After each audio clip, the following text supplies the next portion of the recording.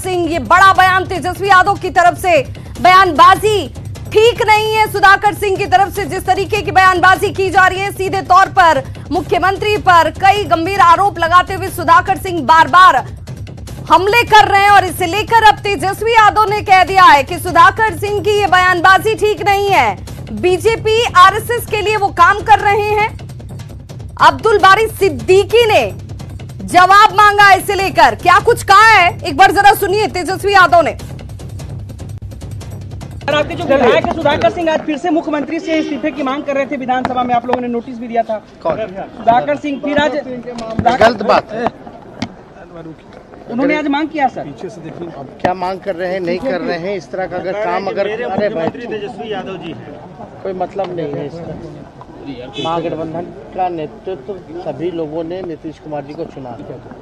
अगर ऐसी कोई बात की जा रही है जो बार बार पार्टी द्वारा अधिवेशन में, खुला अधिवेशन जब निर्णय ले लिया गया उसके बाद अगर कोई बोलता है तो इसका मतलब है वो बीजेपी आरएसएस का काम कर रहा है। उन पे कार्रवाई करेंगे। और अब्दुल बारी सिद्दीकी जी जो है वो राष्ट्रीय प्रधान महासचिव हैं।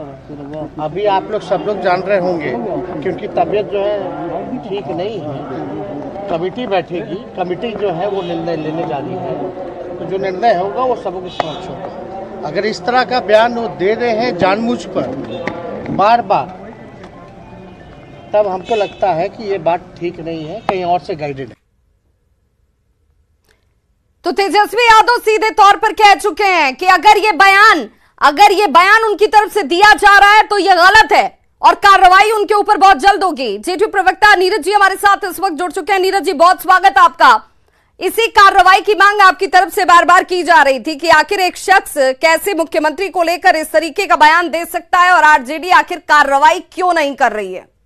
नहीं, देखिए, केवल मुख्यमंत्री के खिलाफ बयान ही इसका विश्लेषण नहीं है। इसका विश्लेषण है कि अपने दल के नेता और अपने दल की नीति के खिलाफ, और जिसने जन्म दिया, राजनीति में विधायिका पहुंचाया, उसी पार्टी के नेता के नीति के खिलाफ इनका आचरण है। राजनीति में लज्जा भी शर्मसार हो जाता है ऐसे व्यक्ति से। ये क्या आरोप लगाएंगे? इनका क्या औकात है राजनीति में, क्या आरोप लगाएंगे? नीतीश कुमार जी को पत्र की जरूरत दिखा। नीतीश कुमार जी को क्लाइमेट लीडर यूनाइटेड नेशन के राउंड टेबल कॉन्फ्रेंस में कहा गया है। ये लोग क्या आरोप लगाएंगे? लेकिन नीरज जी, सुधाकर सिंह के अगर बयान को आपने भी सुना होगा, लगातार ये बयान मीडिया की सुर्खियां भी बनी हुई हैं, जिनमें सुधाकर सिंह कह रहे हैं कि मैं ये सवाल आज तो उठा नहीं रहा हूं, 17 सालों से उठाता आ रहा हूं और उसमें कुछ बदला नहीं, लोकतांत्रिक पार्टी नजर ही नहीं आती है मुझे जेडीयू। इसका मतलब राजनीति तो ये 420 है। ये भाजपा से भी चुनाव लड़े हैं, 17 साल किसे कहेंगे? ये भाजपा से चुनाव लड़े हैं, रामगढ़ से, तर भाजपा के बाद राजद से चुनाव लड़े ना। 17 साल का ही कैसे? 17 साल में तो जिस पार्टी में रहे उस पार्टी भी सत्ता में शामिल रही है, तो न इधर के सनम न उधर के सनम। उसको भी गाली दे रहे हैं, इसको भी गाली दे रहे हैं। हद है।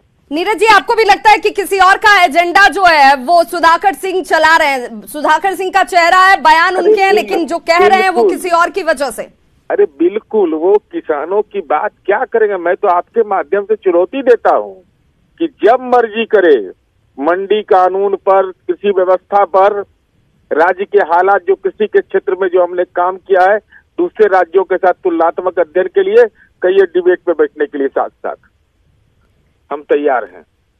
तो ये चर्चा जिस पर बहस अगर वो करना चाहते हैं तो उस बहस में आकर आपको बातचीत करनी चाहिए और आपको जानना चाहिए कि आखिर सच्चाई क्या है। सिर्फ बयानबाजी से सिर्फ सच्चाई नजर नहीं आती है। नीरज जी, कितना इंतजार आप करेंगे? क्योंकि सुधाकर सिंह तो अपने बयान से रुक नहीं रहे हैं, तो कितना इंतजार आपकी तरफ से किया जाएगा कि आरजेडी उनके ऊपर कार्रवाई कर ले? हमारा अधिकार नहीं है। हमने जो कहा कि जो भी सवालात उनके हैं, माननीय नीतीश कुमार जी के शासनकाल में हमको काम करने का मौका मिला है। हमने जो काम किया है, जो देश के दूसरे राज्यों ने भी काम किया है, सब साथ तुलनात्मक बेहद डिस्कशन करिए और कहिए कि हम बैठने को तैयार हैं। बिल्कुल नीरज जी, आखिर सवाल, क्या आप लोगों की तरफ से, पार्टी की तरफ से भी तेजस्वी यादव के सामने इस बात को रखा गया कि आखिर सुधाकर सिंह इस तरह की बयानबाजी कर रहे हैं तो सिर्फ नोटिस देकर उनसे जवाब और जवाब में कुछ भी ले लेना, क्या यही तक सिर्फ कार्रवाई की बात होगी या इसके आगे भी कुछ किया जाएगा? नहीं, माननीय तेजस्वी यादव ने 2 बार हमको बोलने क्या जरूरत हो, तो खुद संज्ञान में लिया है। अब तो ये भी बोले है कि पार्टी जल्द कार्रवाई करेगी, लेकिन कार्रवाई करने से तो राजनीति के निर्लज्ज लोग, मैं कह रहा हूँ ना कि जिस पार्टी ने जन्म दिया, ये नैतिकता है, इस्तीफा दे देना चाहिए कि हम नहीं रहेंगे विधानसभा के सदस्य।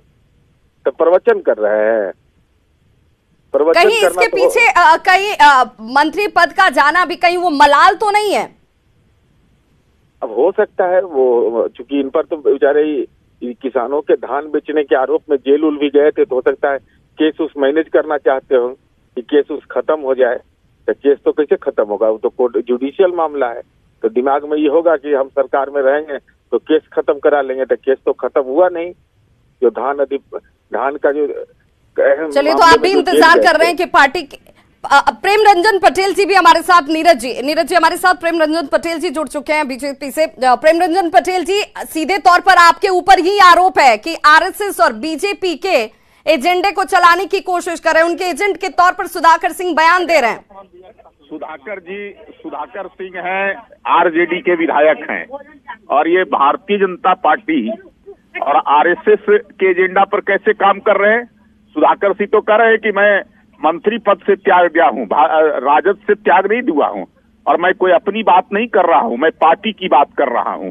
लेकिन तो वही पार्टी तो कह रही है कि आप पार्टी लाइन से अगर बाहर जाकर बात कीजिएगा, आप मुख्यमंत्री के ऊपर आरोप इस तरीके का लगाइएगा तो फिर आपके ऊपर कार्रवाई होगी। पार्टी का छुपा एजेंडा है, कहाँ कार्रवाई कर रहे हैं, केवल कह रहे हैं कि कार्रवाई करेंगे। कोई शिखंडी बोल रहा है तो कोई आश्रम भेजने की बात कर रहा है नीतीश जी को, और कोई जो ऐसे कह रहा है कि निकम्मी सरकार है, कोई लंगड़ी सरकार है, सारे चीज तो कर रहे हैं और किसी पर कोई कार्रवाई नहीं हो रही है, छूट दिया हुआ है। ऊपर से बोलते रहो, उनका जो अंदर का एजेंडा है, गुप्त एजेंडा, उस गुप्त एजेंडे के आधार पर ये लोग सब लोग काम कर रहे हैं। अब्दुल बारी सिद्दीकी ने तो जवाब मांग लिया है। तेजस्वी यादव का बयान भी आपने सुना होगा प्रेम रंजन जी, कि उन्होंने सीधे तौर पर कह दिया है कि सिर्फ लालू प्रसाद अधिकृत है, नहीं तो मैं अधिकृत हूँ। वो दिखावे के लिए कुछ भी जो ऐसे चिट्ठी दे देते हैं, लेकिन उस पर कोई कार्रवाई तो होता नहीं। आपको लगता है कि उनके ऊपर कोई कार्रवाई नहीं होगी, सिर्फ आई वॉश है? नहीं, तेजस्वी यादव ने तो कह दिया कि लालू यादव उसके लिए अधिकृत है, कार्रवाई करने के लिए मैं नहीं कर सकता हूं। और वो कह रहे हैं पहले से कि तेजस्वी यादव सर्वे सर्वा है यहाँ। नीरज जी, प्रेम रंजन पटेल जी को ये लगता है, प्रेम रंजन पटेल जी ये कह रहे हैं कि ये सिर्फ एक दबाव है, दबाव की राजनीति की जा रही है, क्योंकि कार्रवाई कुछ भी नहीं होने वाली है। नीतीश कुमार को टारगेट करना है, ये आरजेडी की ही मंशा है। हमारा एगो सवाल पूछ लीजिए उनसे कि आपने ही पूछा ना, उन्होंने कहा कि सुधाकर सिंह ने कि 17 साल में काम नहीं हुआ, तो बीच में भाजपा से चुनाव लड़े थे, इन्हीं के पार्टी से लड़े थे, तो 17 साल में काम हुआ है कि नहीं, ये पहले पूछ लीजिए, तब हम उस प्रश्न का हम जवाब दे देंगे। प्रेम रंजन जी, आपकी बात को सुन भी पा रहे हैं। प्रेम रंजन जी, जवाब है आपके पास? देखिए, सरकार में तो हम भी साथ थे, लेकिन हम तो पिछलग्गू थे, सरकार तो चला रहे थे आप ही। विजेंद्र यादव जी ने क्या कहा कि सरकार जदयू की थी, भाजपा की नहीं थी, भाजपा केवल साथ में थी। तो आप काम नहीं हुआ, राजद बता रहा है कि 2005 से, सुधाकर सिंह जो बोल रहे हैं कि 2005 से बिहार और पीछे गया है। उनका ना जवाब दीजिए, जिनके साथ बैठे हुए हैं गलवहियां डाल करके और सारे अपने एजेंडे पर काम कर रहे हैं। जवाब प्रेम रंजन जी, आपने अपनी बात रख दी। प्रेम रंजन जी, आपने बात रखी। नीरज जी लाइन पर ही है हमारे साथ। नीरज जी, क्योंकि सुधाकर सिंह के साथ साथ बीजेपी भी ये कह रही है कि आप हमसे सवाल मत पूछिए, आप जरा बताइए कि सत्ता में इतने लंबे सालों तक कुर्सी पर आप बने रहे, तो सवाल आपसे ही पूछे जाएंगे और खामियां होंगी तो फिर कटघरे में कौन खड़ा होगा? बिल्कुल बिल्कुल। चलिए, धन्यवाद प्रेम रंजन पटेल जी को, ये अपनी पार्टी को पिछलग्गू कह दिए। कम से कम इतना आप कहते हैं नीरज जी, आप कहते हैं तो मैं मान रहा हूँ कि राजद जो ऐसे कह रहा है कि आपके शासन में कोई काम नहीं हुआ। बोल दिया ऑन रिकॉर्ड अपनी पार्टी को बताइए तो। भैया उस छवि से बाहर निकलने के लिए बीजेपी ने कह दिया कि अब किसी भी सूरत में जेडीयू का साथ नहीं होगा, जेडीयू को कभी सहयोगी नहीं बनाएंगे, इसी छवि से बाहर निकलने की कोशिश की जा रही है। बिल्कुल, नीतीश कुमार जी के रहते भाजपा सत्ता कभी नसीब नहीं होने वाला, यह भी क्लियर है। यह बिहार का इतिहास, चुनावी इतिहास बताता है। नीतीश जी को मुख्यमंत्री